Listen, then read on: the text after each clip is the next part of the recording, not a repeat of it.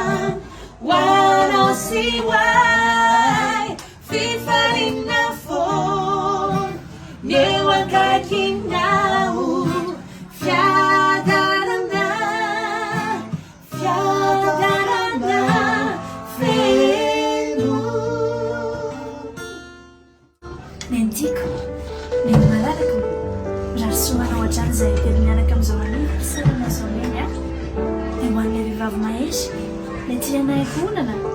lay tsy mahay mitana miepaka na hizarana na aretina fa mahavita manazy mahasoa anay hatrany ho an'ilay olona izay mana-pitiavana be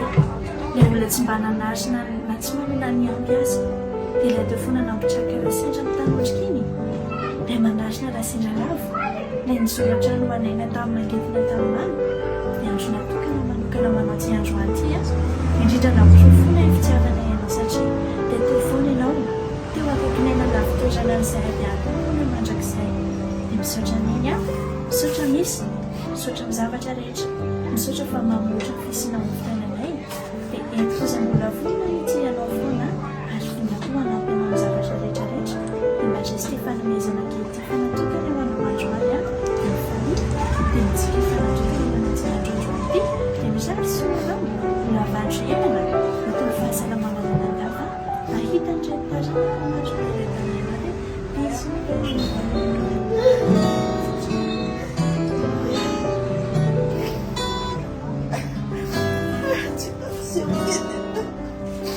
makasitraka zanaka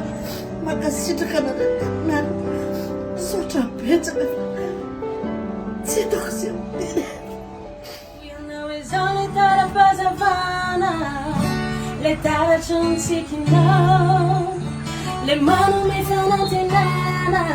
mampisidika no fiainanao oianao izaho ilay maditra kelinao